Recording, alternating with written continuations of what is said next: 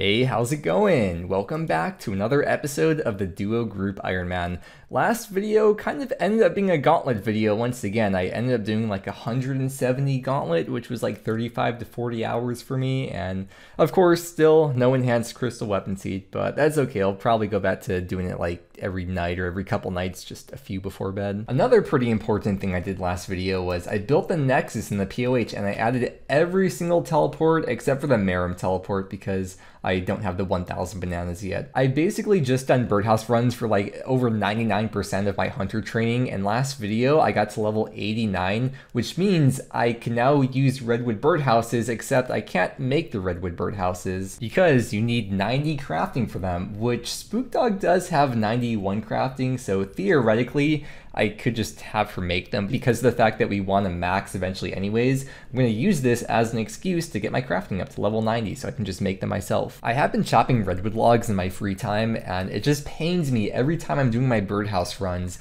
with, well, I could be using magic logs I guess, but I just don't use them because I feel like there's something better I could use them for. But it just pains me every time I do my birdhouse runs and not using redwood logs when I just have them sitting in the bank but I can't use them. But first, we have a word from today's sponsor. I'm sure you can tell I've barely been playing RuneScape lately, and that is because I've been busy playing the sponsor of today's video, Hero Wars. Hero Wars is a fantasy game where you can unlock heroes, battle them in missions, and earn gold and equipment which you can use to upgrade your heroes. The vibrant graphics and user-friendly interface make it very easy for new players to jump right on in. There's 6 unique modes, more than 300 Guild Wars servers, and 100 million players. You can play alone or you can compete with your friends. Hero Wars is the perfect way to fill the time when you're on the bus, waiting in a line, or just bored laying in bed. Join the game now and get a super chest with 5 of the top heroes, one of them being a secret, as well as 600 emeralds and 30,000 gold. Scan the QR code or download the game from the link below in the description, and I'll see you in the game. Thank you to Hero Wars for sponsoring this video. I'll be training crafting with a few different methods this video, but the first one that I want to do, which is probably going to be the title and thumbnail, which I think is really cool, and I don't think too many Ironmen actually think about doing this.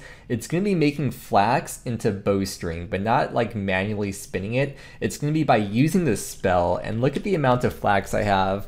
97k, which is probably almost all from Zora. From 1k Zora KC, I got 87k flax, and then the rest is probably just from like Kurasks. You know what would look even better than 97k flax though?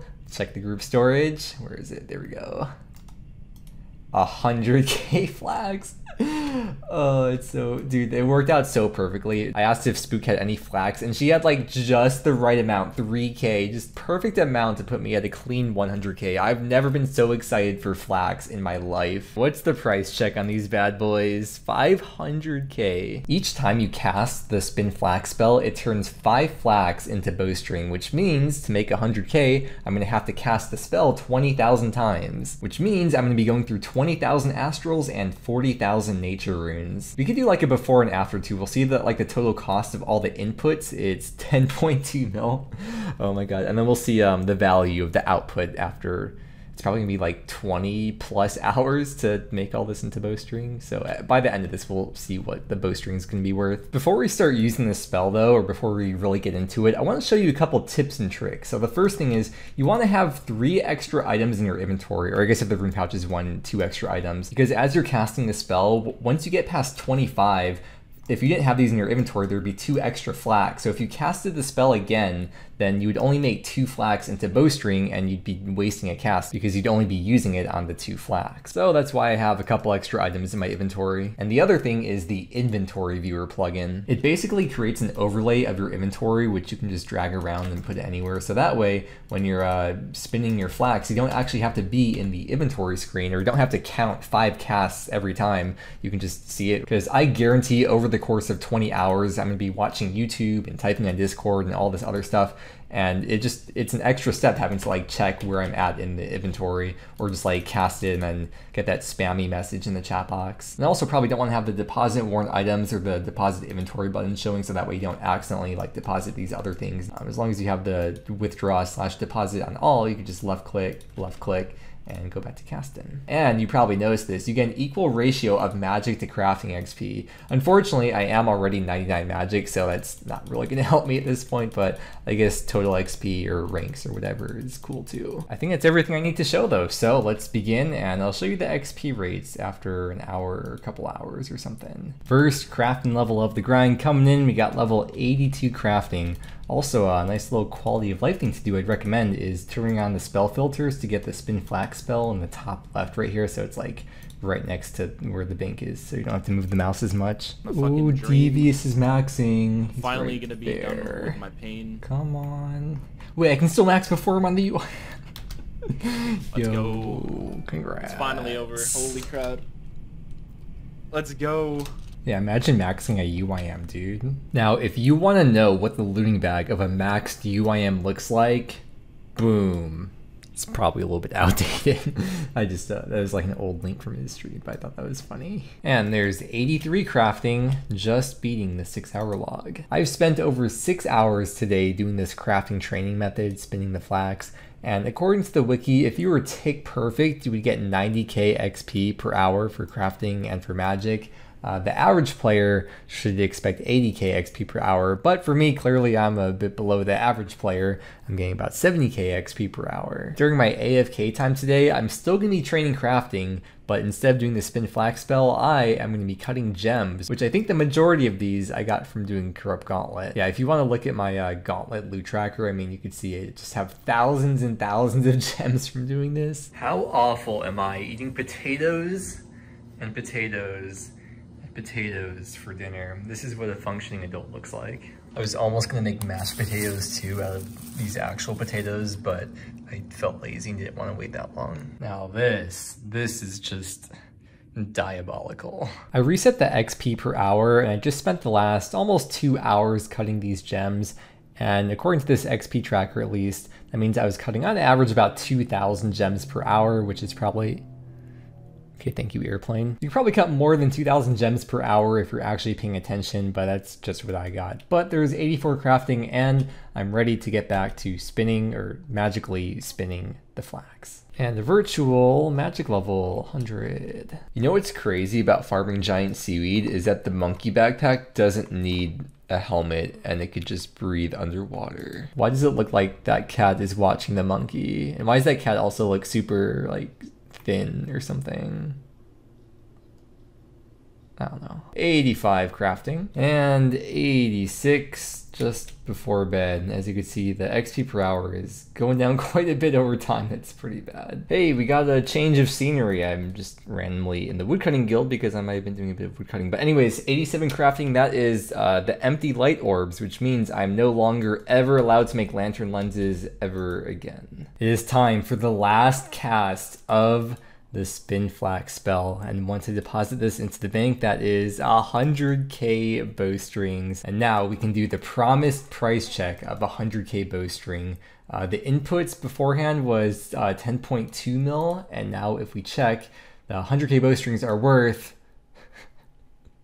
9.2 mil. So I lost a mil of bank value doing this. But from 20k casts of the spell, I got 1.5 mil crafting XP and 1.5 mil magic XP. Now the big question is, what the frick am I going to be doing with the 100k bowstrings? And the answer is probably nothing, because when I do eventually decide to go for 99 fletching, I'm probably going to be doing it by making broad arrows, so these won't actually have a use, unless maybe they make redwood bows one day, but probably not. Was it worth it? Well, I mean, by the end of it, in the long-term grand scheme of things, I was getting less crafting XP than just doing charter ships. But I guess you could say 100k bowstrings is a pretty big flax for an Iron Man. Was it really worth me spending 40k nature runes and 20k astral runes? Again, probably wasn't worth it, but you know, I'm changing the game here. Not literally changing the game, but the metaphorical Iron Man game here. Now you can all do your crafting magic training method in tandem and follow my footsteps or something motivational like that. Anyways, I'm going to be chiseling all these gems here that I still have left over that I didn't finish AFKing, and we'll see how close that gets us to 90 crafting. And there's 88 crafting! I don't think this amount of gems is going to get me to 90 crafting, but I'm not going to worry about that for now. I'll just burn that bridge when I get to it. I just finished cutting the bulk of these uncut gems, and I'm still only 88 crafting, so I'm going to have to figure out another way to get this last like 5 to 600k crafting XP. I would mine sand and farm the giant seaweed if I had a dragon pickaxe, which I do not, but I have a genius way to get this last bit of XP that no one has ever thought of before. It's a brand new, very unique training method.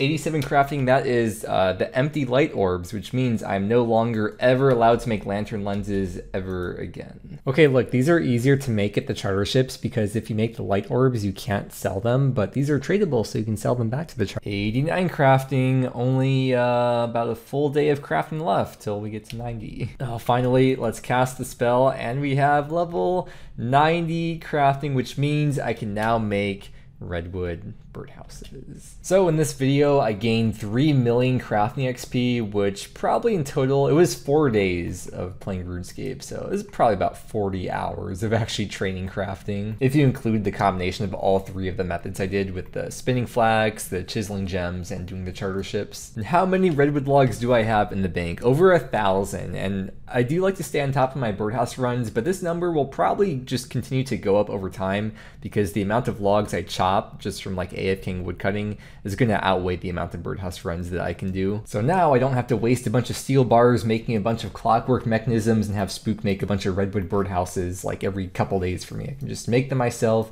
And well, I mean, I guess we're not harvesting them this time, but next run I do, we'll get the full XP from the redwood birdhouses.